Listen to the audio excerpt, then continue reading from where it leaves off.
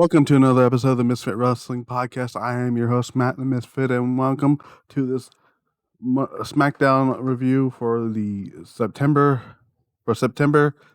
the 16th, 2022. A lot of stuff happened on the show. Some things I like, some things I fucking hated. We'll go over that here tonight. If you want to follow the podcast, follow me on Twitter at Misfit Wrestle TV. If you want to subscribe to the podcast, you can do that by hitting the subscribe button, hitting the like, and the bell notification to make sure you are notified when videos go up. If you haven't seen the other stuff that's been on the channel, we did AEW Dynamite this past Wednesday. We did Monday Night Raw. We did Monday Night Raw last week. Also did two pay-per-view reviews, which is All Out 2022 and Clash of the Castle 2022. We're going to be doing Monday Night Raw next year, AEW Dynamite next week, which is their big show, which is Grand Slam. Friday Night SmackDown next week. We're going over a lot of that stuff. We got hopefully what I'm hoping to do this weekend, the roundup for other news outside of WWE. Maybe some AEW news today. We do have some news on the AEW the AEW Fight Forever video game. That's going to be coming out later at some point this year or next year. Some news came out from that. Some stuff. Stuff we got. Karrion Kross's, I'm assuming, a return of a Karrion Kross gimmick on the show tonight. Well, it wasn't on the show. It was actually during off the air during commercial. They were playing a song. Well, we'll talk about it. We also have Bayley. She was in action for the first time on SmackDown in over a year. We had the Brawling Brutes, Pete Dunne and Ridge Holland, become the number one contenders for the WWE Tag Team Titles. Logan Paul unfortunately challenges Roman Reigns for the Universal title at Crown Jewel in November. We haven't even gotten to Extreme Rules, and we're already talking about a show that's happening in November. Whatever. So Sikoa defends the North American Championship that he won from Kamala Hayes on NXT this past Tuesday. Ronda Rousey versus Liv Morgan is now a Extreme Rules match at Extreme Rules.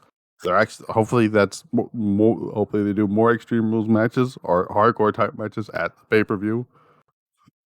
More build for Kross and Drew. We're going to go through all that and more. So like I said, hit the subscribe button and the bell notification and the like button. Comment down below.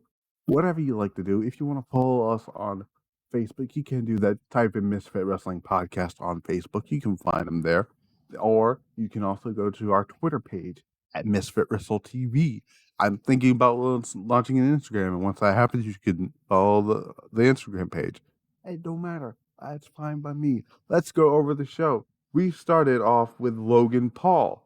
Logan Paul came out because earlier in the day, Dave Metzler, yes, I call him Dave Metzler on purpose because that's what he is referred to on the AEW calls. I tweeted out earlier today that major WWE news is about to break. Coming to find out, it's not that major. To me, it's not. It's kind of stupid. We are going to get Roman Reigns versus Roman Reigns versus Logan Paul at the Saudi show. This came about when Roman Reigns was on Logan Paul's podcast, which Uncultured? No, it's not Uncultured. I don't remember the name of the podcast. Oh well, it doesn't matter. Anyway, and then after that, he said he would beat Roman Reigns in a match, basically. So Logan Paul comes out saying some stupid stuff, basically what he is, and talks about stupid ass brother. There's that. Whatever. Talked about Las Vegas. They're gonna have a press conference tomorrow for the Crown Jewel show. I will not be covering Crown Jewel for the reasons for my beliefs, obviously, because I just hate what's going on over there, and that there's WWE still doing business with them. This is one of the rare areas. I'll talk about it after I talk about this promo. Paul Heyman comes out and won the Bloodline. Paul Heyman hasn't been seen since SummerSlam, since he got F5 through the announce table by Brock Lesnar. This is his first time back since then. Paul Heyman tries to save this segment. Didn't do very well. Paul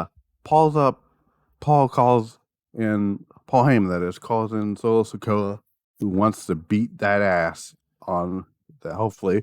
But Sami Zayn comes in and says, "Nah, I got this, guys." He doesn't got this. He gets sucker punched in the mouth. Out comes Ricochet afterwards, and then we get right into a match between Ricochet and Sami Zayn. Ricochet is a great talent. Sami Zayn is a great talent. This was an okay match. Nothing too big happened here. We had head scissors takedown by Ricochet. We had a blue thunder bomb attempt at one point.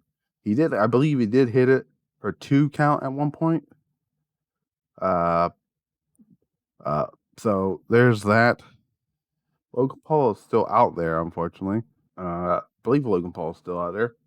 Sami Zayn hits the blue thunder bomb, goes for the pin, but I'm assuming this Heyman has the referee distracted when he finally takes notice of the pin. No, it's the referee. I believe it's Jessica Carr, maybe one of the referees. Anyways, the referee discovered notice of the pin. Ricochet has time to kick out. Ricochet gets Zayn on his shoulders, but Jay causes a distraction. Hammy uses his opportunity to roll him up, but Ricochet kicks out. Zayn delivers a half suplex. Sami Zayn delivers those suplexes very well. I love when he does those suplexes. He then goes for a pin, but Jay slides in the ring and distracts the referee, allowing Ricochet to kick out.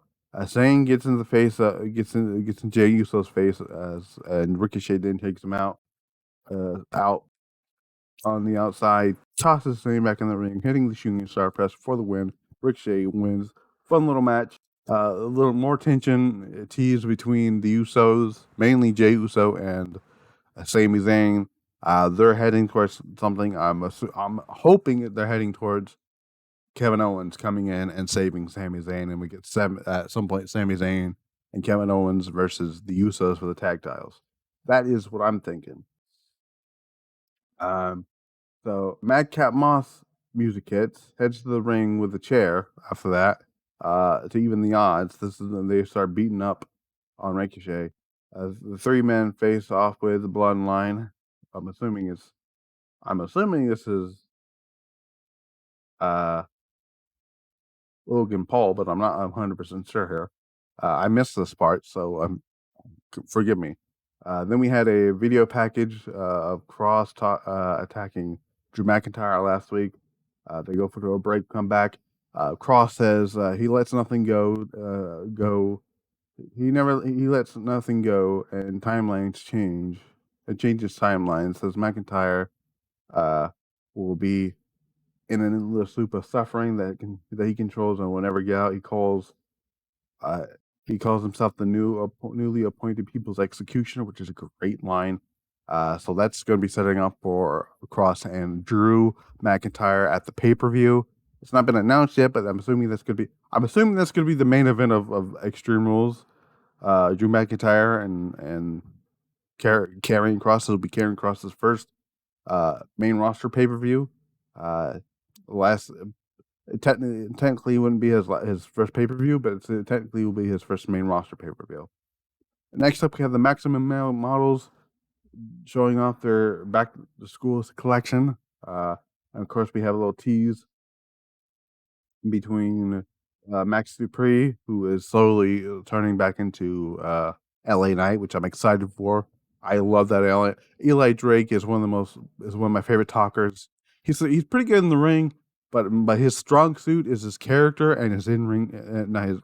His strong suit is his character and his promo ability. And this Max Dupree shit that Vince had got him doing neutered that entire what makes LA Knight great. But we're getting close to that. Massey, the former Mace, and Mansoor comes out. Doesn't get very much time because Braun Strowman comes out and beats the living shit out of these guys. He puts Mansoor back into the ring, and power bumps Mansoor. Alpha Academy's Heat Music hits. Chad Gable hits the ring. Otis attacks Strowman from behind, but Strowman knocks him down. Then sets his sight on Gable before Otis saves him. He just delivers a splash to Strowman, and followed by the world's strongest slam. Strowman gets up right away and stares Otis down.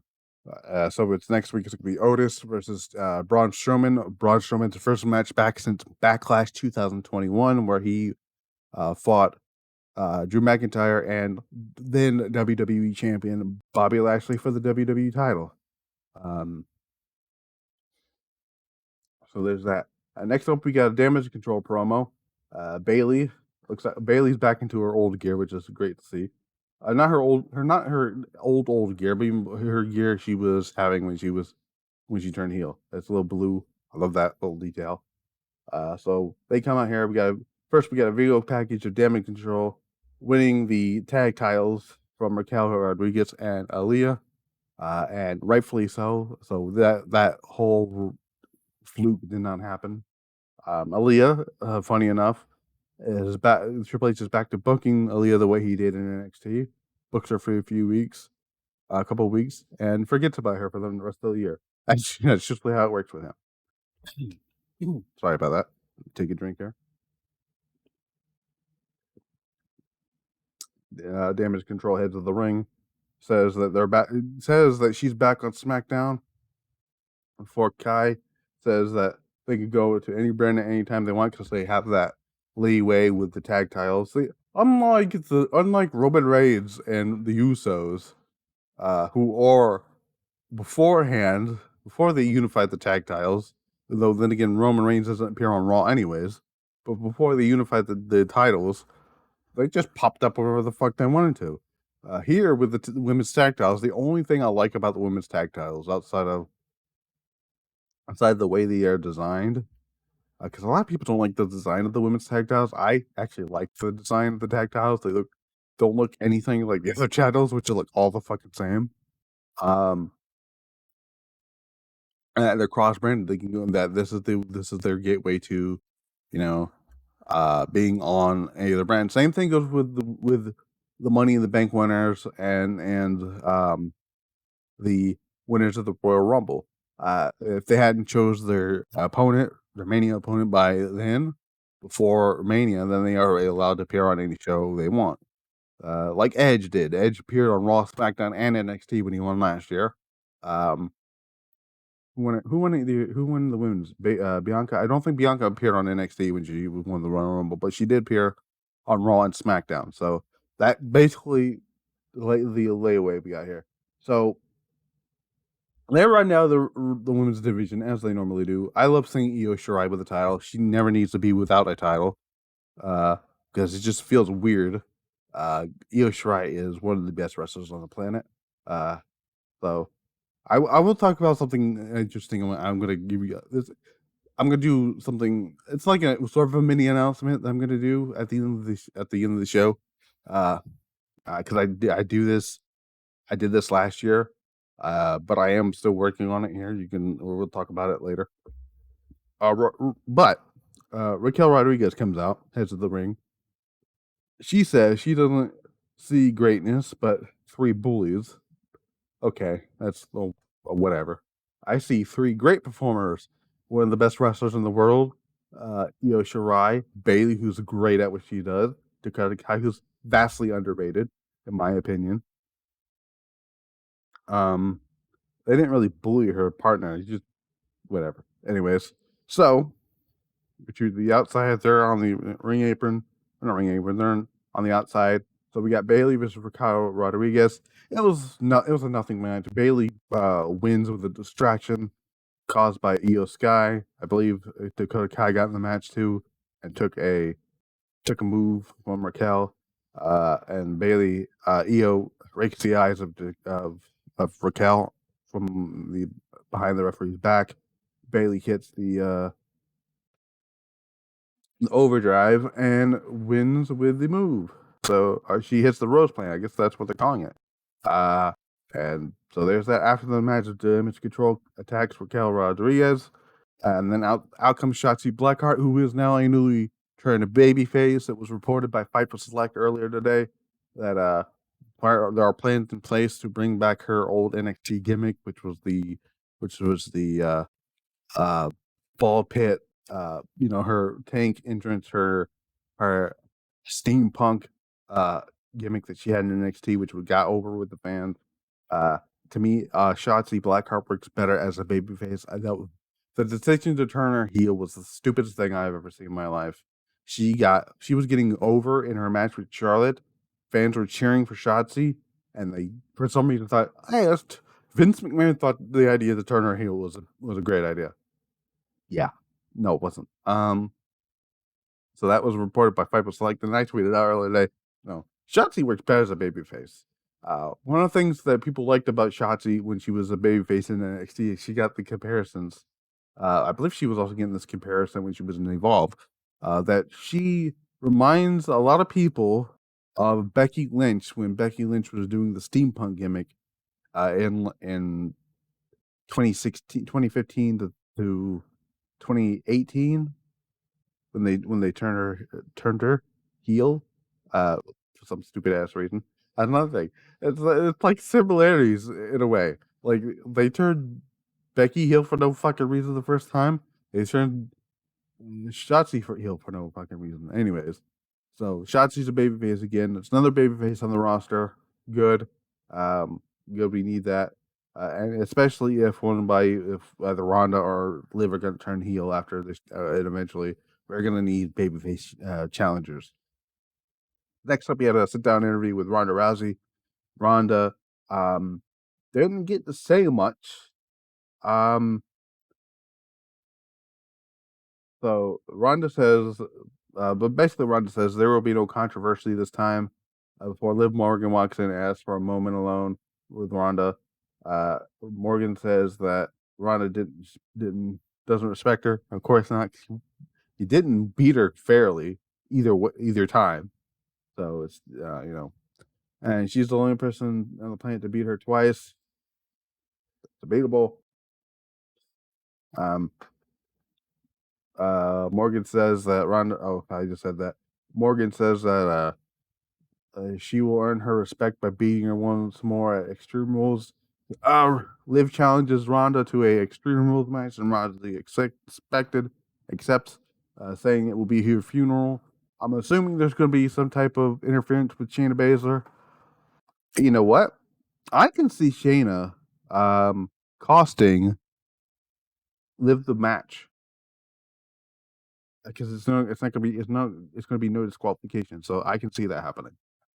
So we got back from ringside. Drew McIntyre heads to the ring, stands on the desk, says Karrion Kross has his attention, and isn't man enough to tell Kross to grow a set of balls. He tells Kross to grow a set of balls.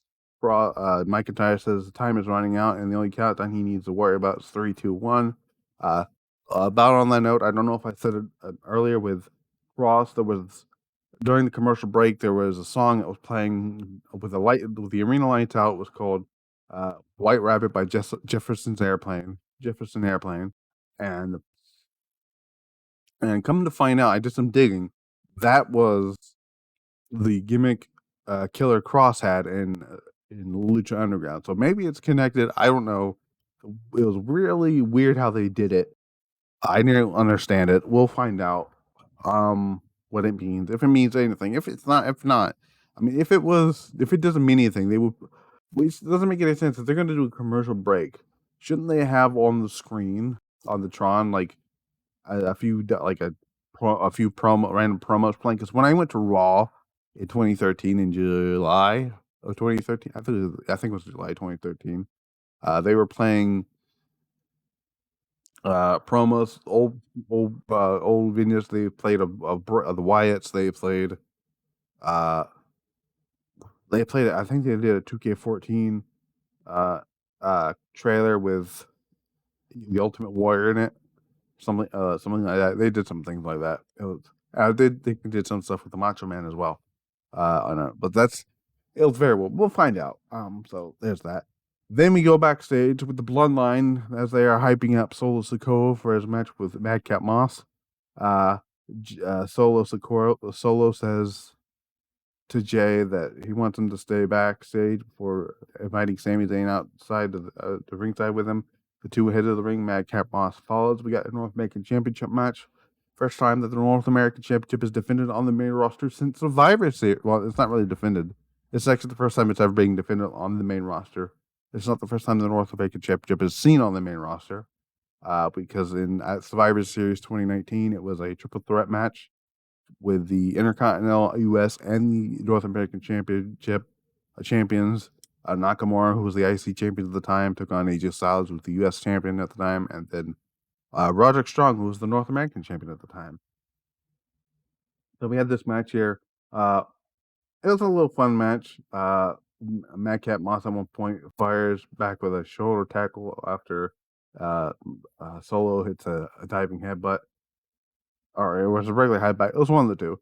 He knocks out Solo Sikoa to the ring, outside the ring with the lariat, then sends his head crashing into the commentary desk. So Sikoa delivers a clothesline to Moss, to Madcap Moss, then sends him into the barricades. He tosses Madcap Moss out to the back end of the ring, then delivers a spinning heel kick. Solo whips Moss into the corner, then follows up with a belly to belly suplex.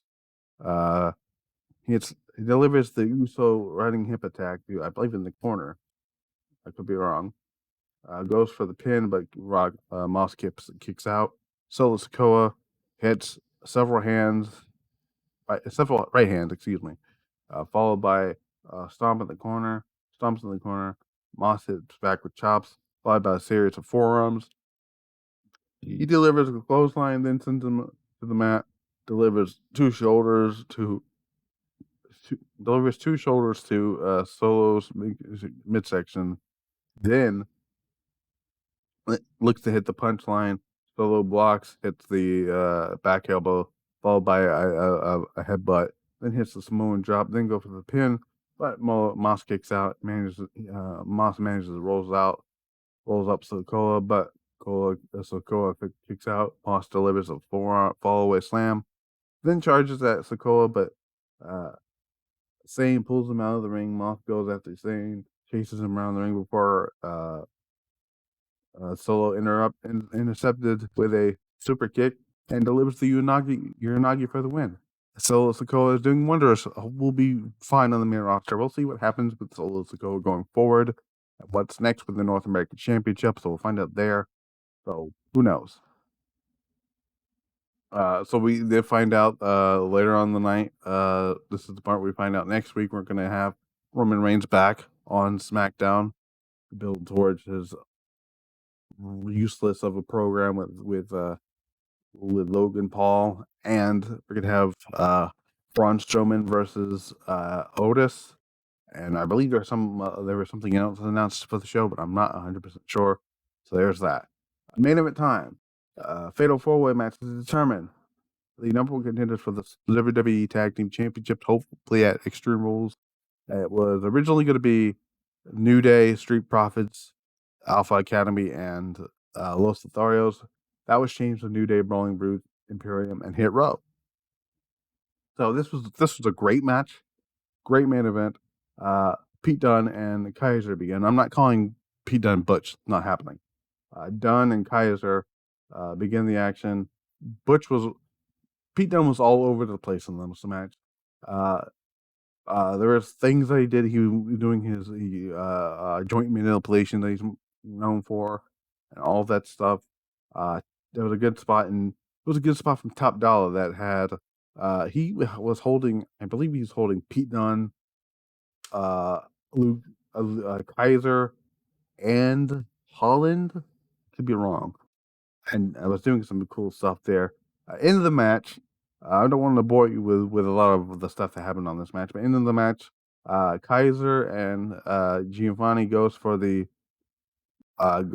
their finishing maneuver, and when they hit it, uh, uh, Rich Holland comes in, blind tags himself, and I believe he blind tags himself as, which was actually very good, which was very good camera work because I didn't see it the first time. He blind tagged. Oh god, who did he blind tag? He blind tagged Kaiser as Kaiser was coming off the top rope, which is very good camera work. And threw Kaiser out of the ring, and the Brawling Brutes win, and they are the number one contenders for the tag titles. So it's going to be, I'm assuming at the pay-per-view, it's going to be the Usos versus the Brawling Brutes. And I know originally I said, I know the plan seems to be KO and Sammy versus the Usos for the tag titles. They would not be against the Brawling Brutes winning the tag titles. They're over. Pete Dunne is over with the crowd. It's Pete Dunne. What do you expect? And hopefully we'll see what happens there. So, luckily, so who took the pin here? So the New Day took the pin. So people so the Imperium was protected. Hit Row was protected. New Day took the pin, and so like I said, it's gonna be Brawling Brutes and the Usos. That should be fun. So that was SmackDown, in a nutshell. It was a fun show. Nothing too big happened on the show outside of that stuff. Next week on SmackDown, like I said, you have Strowman and Otis. You have Roman Reigns being back. You got more build towards Kross and Drew. So Sikoa is building his legacy up on the main roster. Got some more stuff there. Monday Night Raw, you got Seth Rollins challenging Bobby Lashley for the United States Championship. You also have Kevin Owens versus Austin Theory, which I think should be a stipulation. Maybe, I don't know. I think that is going to set up the probably triple threat match for the briefcase. I would actually do a ladder match between these three for the briefcase, which when I mean these three, Kevin Owens, Austin Theory, and who is it? Who am I thinking of? Johnny Gargano. So there's that. We also got the continuing storyline between The Miz and Dexter Lewis, which is probably going to get Indy Hartwell involved. We also have the continuing story between Edge, the Mysterios, and Judgment Day. It's probably going to be Edge and Beth Phoenix versus Rey Mysterio, not Rey Mysterio, Dominic Mysterio, and Rhea Ripley at the pay-per-view. So that's probably what that's going to be like. We got news, unexpected returns, names coming back that we wouldn't really normally think of. I don't know who that could be. I know a lot of people told me Bray Wyatt, but people are expecting Bray Wyatt to come back. So I don't know if it's going to be that's it. But we'll talk about that hopefully tomorrow if I feel up to doing roundup news. When it comes to the roundup news, I'll talk about some other stuff like Stardom's 5-star Grand Prix. What's going on with that? It's doing some fantastic stuff in that tournament. Hazuki still kicking ass in that tournament. Micah going up the ranks. Micah, they're doing some stuff. Micah's kicking up the ranks. Hopefully it's gonna be Micah versus Hazuki in the finals. We'll never know. So there's that. My other announcement I was gonna talk about this some other time, but we're gonna talk about now. So last year I did an year-end awards. And I was all right. I didn't really didn't like what I was using at the time, so I'm gonna use another process. I'm gonna try to use Google's poll option to do, and at the end of the year, I'm gonna do match of the year. I'm gonna do male wrestler of the year, female wrestler of the year, and they're gonna combine one as overall wrestler of the year. Then we got worst show of the year, best show of the year. Both for when it comes to both show and merch show, it's gonna be combined of pay-per-views and regular like Raw, SmackDown, NXT, AEW, all that, the Dynamite and all that stuff.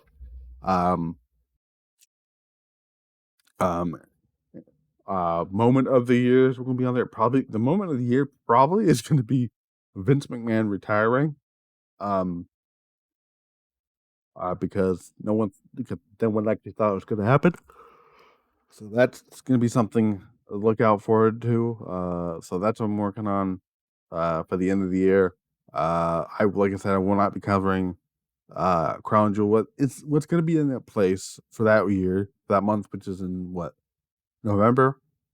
I'll probably do something like probably an ECW November to Remember review, or World War III review for WCW, or an old school Survivor Series. I'll let you guys know on that aspect. Who knows? But yeah, thank you for listening to this episode of the podcast. Like I said, if you like what you saw here, hit the subscribe button, the bell notification, the like button, follow the podcast on Twitter at Misfit Russell TV. And if you want to follow on Facebook, you can look up Misfit Wrestling Podcast on Facebook. Until then, I will see you guys for Raw if I don't do a roundup. If I don't do a roundup, I'll see you for Raw. If I do, see you tomorrow. Peace out.